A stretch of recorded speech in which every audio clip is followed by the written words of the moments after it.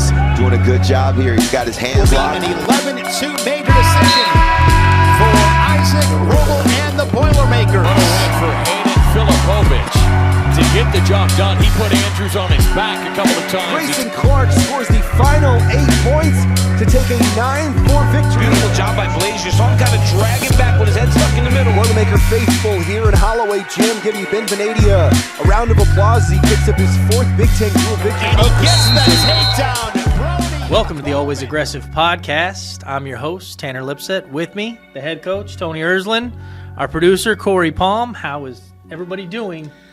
Wonderful. There's a lot of stuff, information the last 48 hours. Yep. Gonna have a lot to talk about. But we're there. We're ready for Cleveland. Best time of the year. Here we go. Let's go ahead and start. Big Ten championships. Not the team finish that we hoped for. You know, we had some bumps along the way. We had one definite bright spot, but onward and upward, right?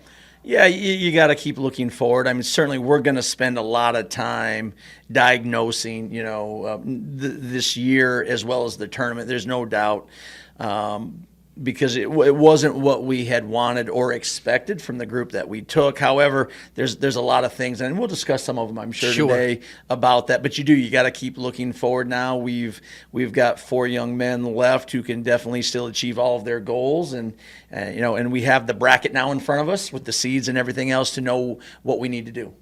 Let's start with, obviously the brightest star of the tournament. Blake Borman goes out, finishes 6th at 133 pounds as the 10 seed, knocks off the defending national champion in the second round. Just a fantastic tournament for Blake. Yeah, we've talked a lot about him just being close, right? He's wrestled a very difficult schedule with a lot of highly ranked brutal opponents, schedule, and that's a very tough weight at 133. And he's been right there. He's shown a lot of bright things. He's had a few good wins too, to be sure, along the way. Sure. But he's been knocking on that door, and to finally see him just kind of kick the door wide open was really nice. A kid who's working hard and doing all the right things, and then he gets the signature win that kind of announces he's right where he wants to be. Don't want to throw away his first round match. Goes out against Sean Speidel from Northwestern and handled his business there. Yeah, and that's where you knew he was in a good place, right? That first round match, you saw it up and down with a lot of lineups or a lot of kids.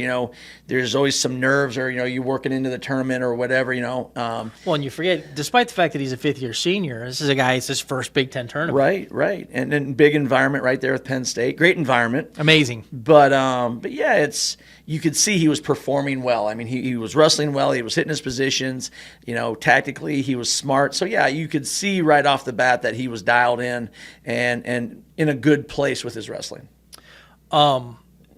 The win over Lucas Bird in the second round, the quarterfinals, I don't know that he could have executed that match any better. Yeah, I mean, from scoring, and getting up, and then getting away too, right? I mean, that's a big escape there at the end, putting pressure on Bird to really come hard at the end, and he withstood that too, right? He withstood a barrage of attacks and found a way to still finish and seal the deal on top. So yeah, just really proud of him executing a couple things, from scoring first to getting away on bottom, which we consider a big deal, to then defending really hard at the end, and again finding a way to finish on top. Falls to the eventual Big Ten champion Ben DeVito in the semis. Yep. Takes a loss to Zan Fugit from Wisconsin on the backside, and then unfortunately gets Bird again. Yeah. But another really close match with the defending national champ, and I think he's in a great place for Cleveland. Yeah, he's in all of those matches. The Davino match got away from him, but I mean, if you look at if you get from Wisconsin and you look at again Bird, like once even in those losses, very close 1-score matches you can turn around pretty easily if you execute maybe just a little different. So he's right there, and I know he's pretty excited about kind of where he's at in his wrestling. Joey Blaze. unfortunately takes his first loss of the season, a somewhat controversial call. We threw the brick on the edge there as time was running out in the match.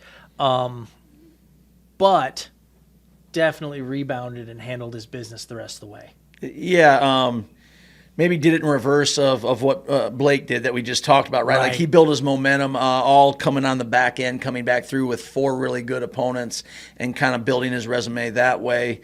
And maybe in hindsight, it's not maybe, in my mind it was. It's kind of that blessing in disguise, or maybe the best thing for him.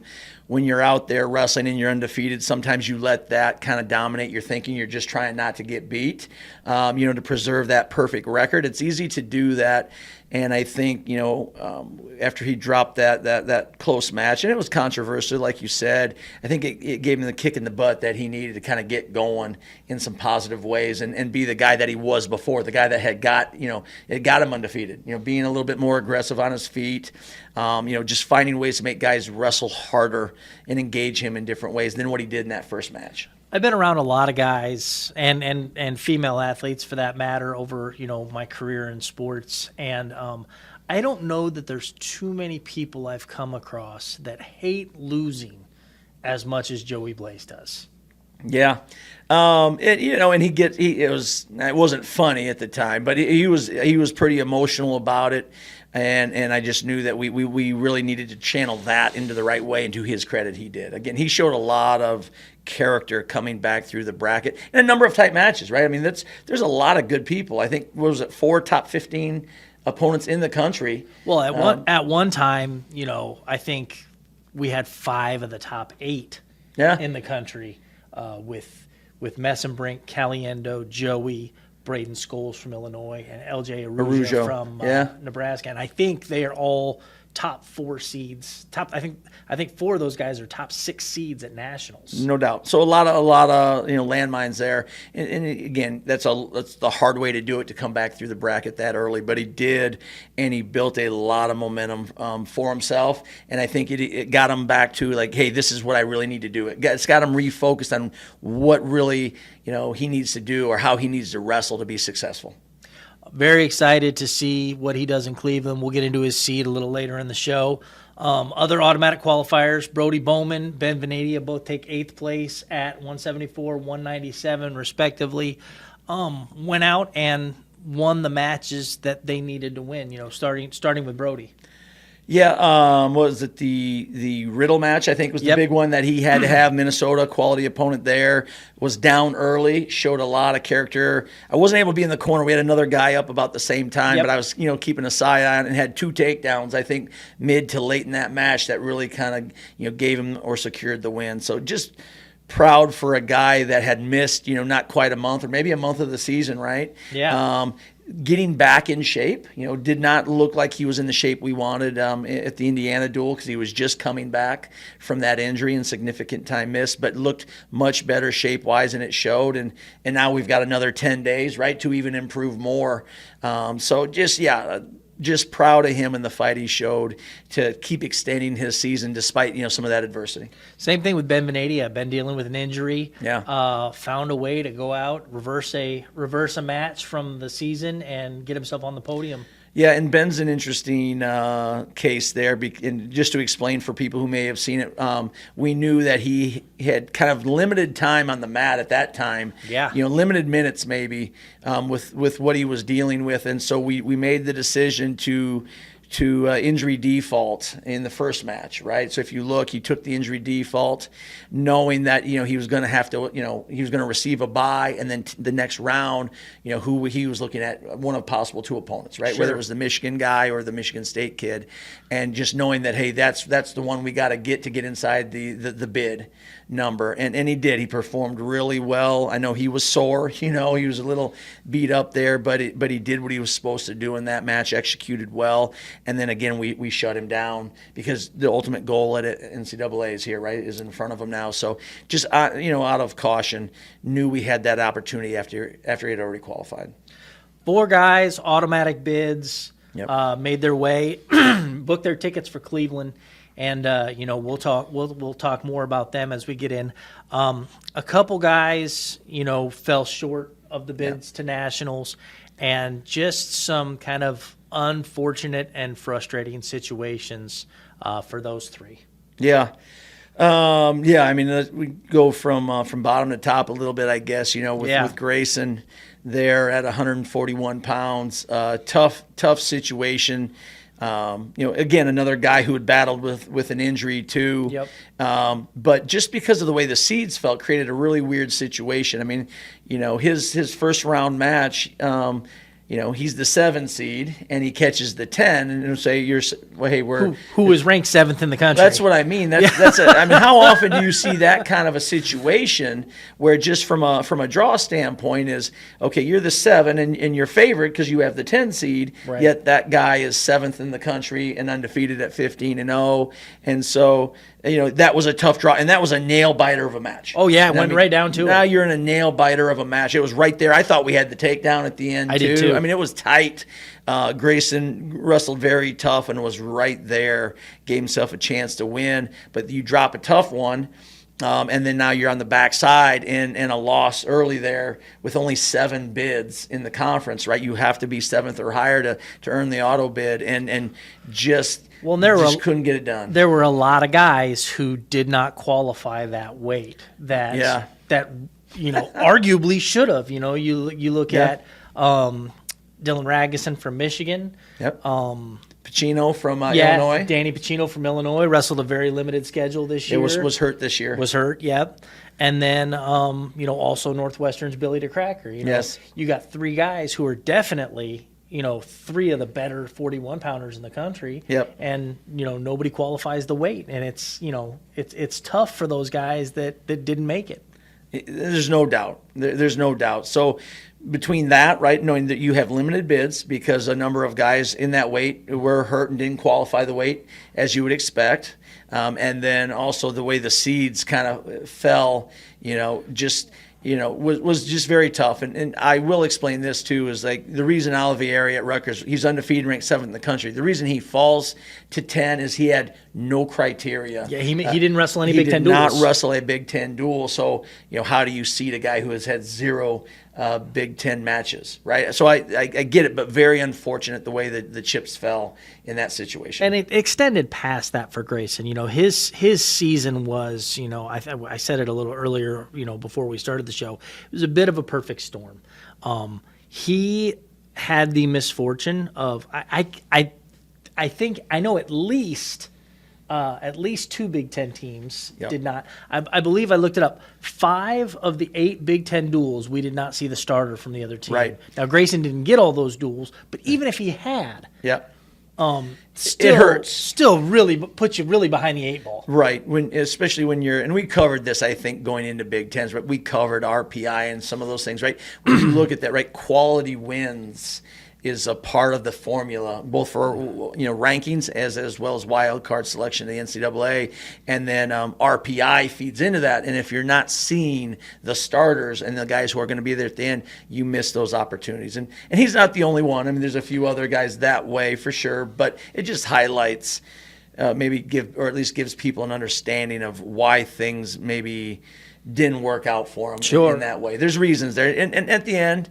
you got to win the matches that you get, and that's going to be the common theme. That's for everyone. That's for national. Everyone. Yeah, no doubt. You got to win, yep. And so going on to the next guy, Grayson will be back. We're not worried about Grayson. He's got a great perspective on it too. Yeah. I talked to him the other day, and he's got a great perspective on it. Mature kid, understands, like, he'll be back, and he'll use this to drive him in the right ways.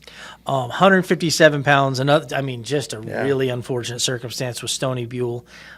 Stoney goes out his first match against Luke Meckler, the 8-9 match. Yep. And Stoney catches some head-to-head contact and has to go back for some concussion protocol. Yep.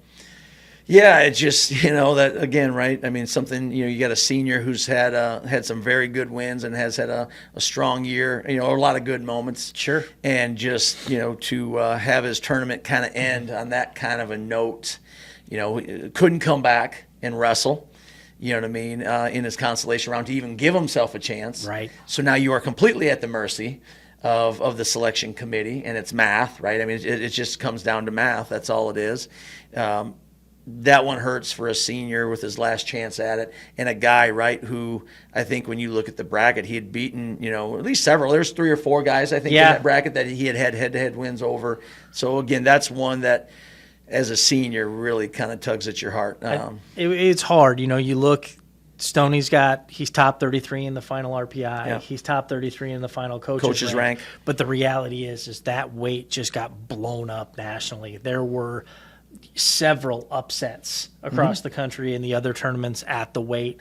And upsets, and I even think medical situations too. Isn't that right? Yeah. Was Zerbin from Iowa State? Yeah, Vinny Zerbin. A really highly ranked opponent, right? That had, I believe, injury default out, but still received. Yeah, he's an allocation. Been ranked top 10 all season. Correct. Yeah. So, but yeah, no, it was one of those things where you don't want to leave it in somebody else's hands, and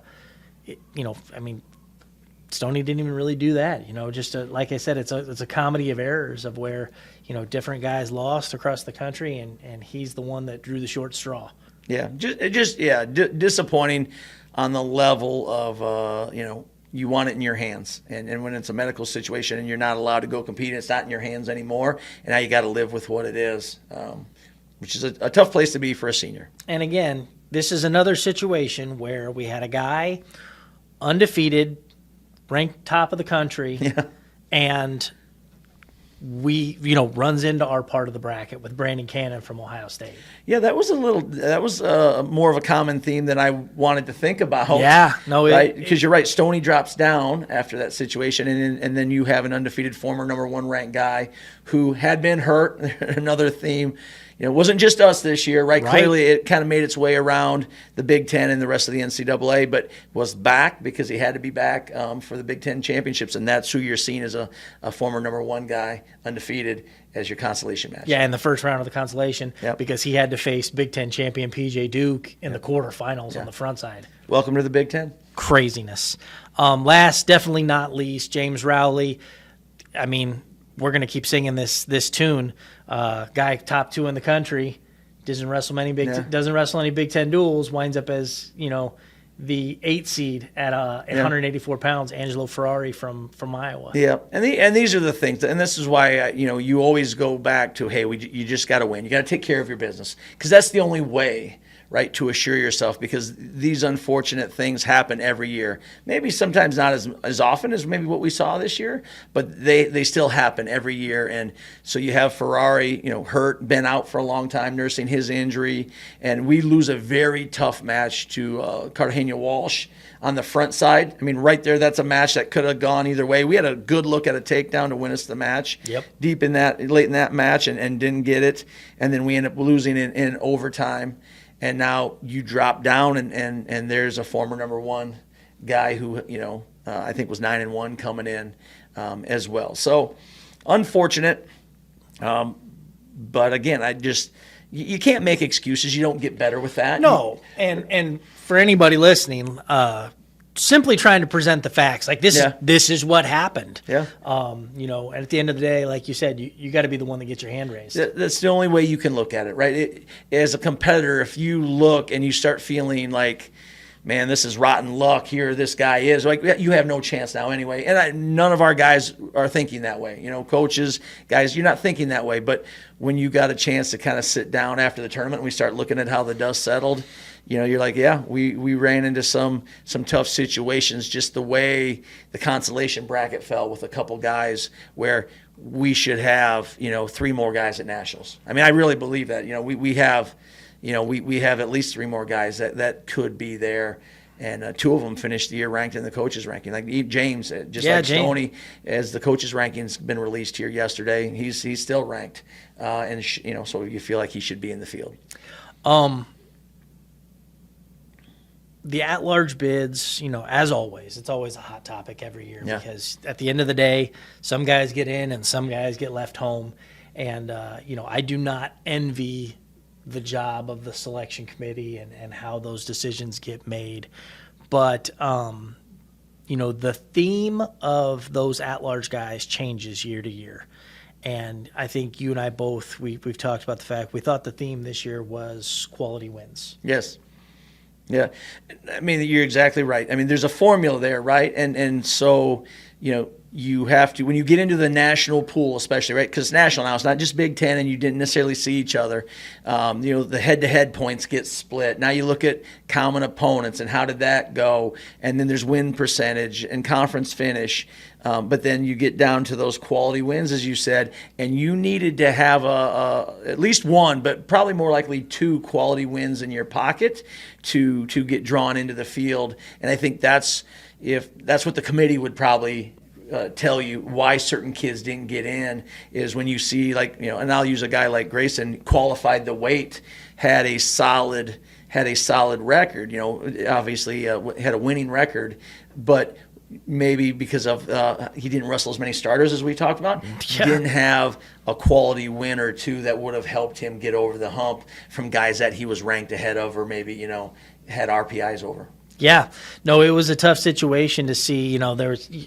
I think I struggled with there were some weights where I saw guys with losing records, yes, 500 records, get an at-large bid, and you do your best to make sense of it. You got to play devil's advocate with yourself sometimes because what I believe personally may not be the way the committee looked at it. No, not at all. And obviously we're biased. We see our guys every day. We understand how good they are, and what they're capable of. And then you see maybe somebody else who got in over them. And sure, you're going to feel a certain kind of way about it. I would hope you would. I certainly have strong feelings about it.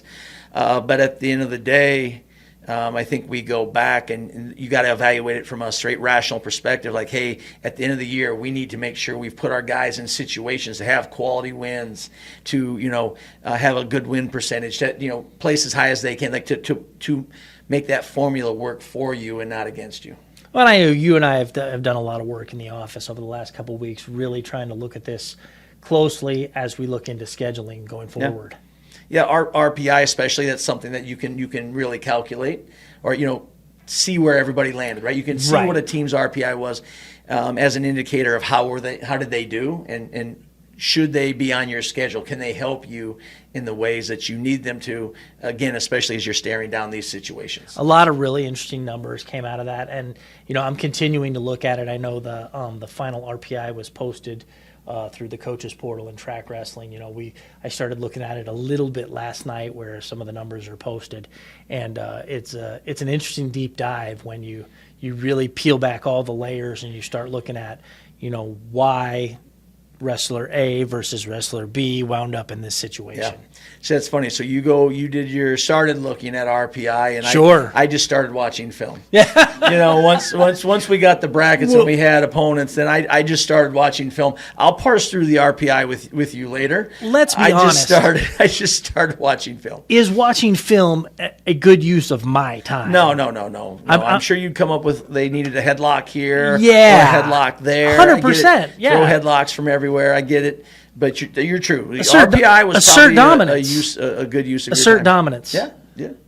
I don't put them on their back. Yeah, I don't understand why it's more complicated. You're that than wrestling coach in the corner yelling, "Squeeze!" Yep. Squeeze. Man, I don't want to be that guy. Yeah, I've seen that guy. I don't want to be that guy. So let's get into the national bids. We touched on it a little bit already. Joey Blaze, the number 2 seed, 165 pounds. Just well-deserved and a great opportunity for our junior from the greater Cleveland area. Yeah, excited, to see that he got the 2 there, and for people to kind of understand it right. Again, it's kind of math, and what they said is what the committee valued in the seeding circumstances this year. It was less about the conference championship and more about the entire body of work, what those data points were throughout the season. And so, even though he placed behind a guy like Caliendo, at the championship, he didn't see him, he didn't wrestle him, and he had the head-to-head win. They relied on that body of work and gave him the 2 seed over Caliendo, who admittedly at Big Tens was in the finals against Messenbrink. Yeah, you look, Joey's body of work on the year, beat Nebraska's LJ Aruja twice, beat Braden Scholes twice, beat Caliendo head-to-head, beat Nico Ruiz from Arizona State. Yeah, he played a part. He was the Lockett win. For sure, he was the Big 12 champion. And so, you start stacking all those together in a 22-1 record, and you got a pretty impressive resume. No doubt. Like I said, that backside that he ran through when he got 4 matches, 4 wins over at least top 15. That was the lowest maybe.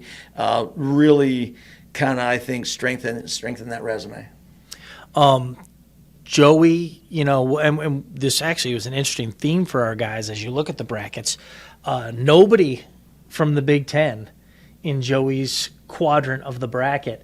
Gonna see some new guys and some new faces. Yeah, that's a rare thing, right? With so many guys from the Big Ten go, 100%. That it is rare, kind of where you end up with that situation in your quarter bracket. But again, it's a good thing.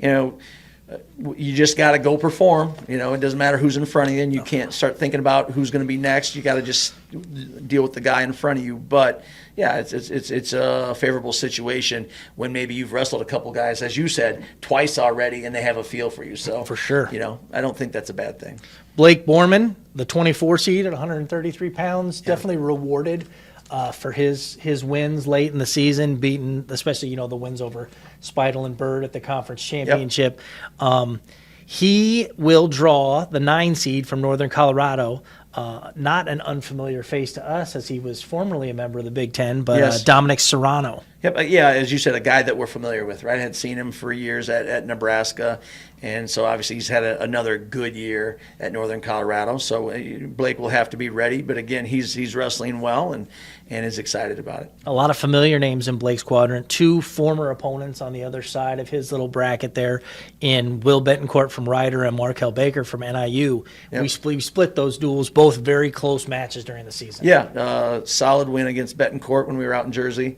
And then dropped a close match to Baker in our home quad in November. We'll bounce up to 174 pounds.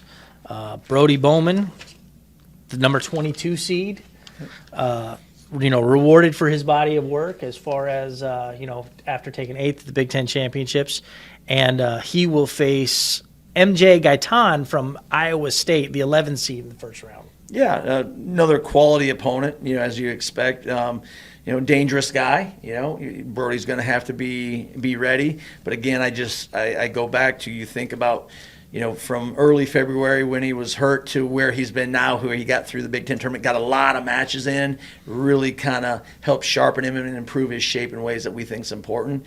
Excited for him. Think he's going to be rounding into form at the right time. Other side of his quadrant, Matty Singleton from NC State, Colin Kerrigan from North Carolina. Little in-state violence going on the other side there. Yeah. We'll get one of those 2 guys in the second round. Yeah. Good opponents. Again, don't want to look past too much. We'll deal with Iowa State first, but yeah, good opportunities there for him. Corey, he's always got that coach speak going of can't look ahead. Keep trying to get me to do that, and I, like I said, I just started watching film on the guys that I know we have. We're not branching out past that. To defend myself, not trying to get you to look ahead, just painting the picture for everybody wants to look at the fans. They want to know. They want to know. It's fun for the fans. You are not wrong. It's fun for the fans. And it's informationally accurate. Absolutely. We will wrestle one of those 2 guys in the second round. True. 197 pounds. Our 4th and final qualifier, Ben Venadia, Cleveland native, told me his house is 7 minutes from downtown Cleveland. Good Lord. And so he will be right in his own backyard. And the 26th seed at 197 pounds, he will get 7th seeded Cody Merrill of Oklahoma State in the first round.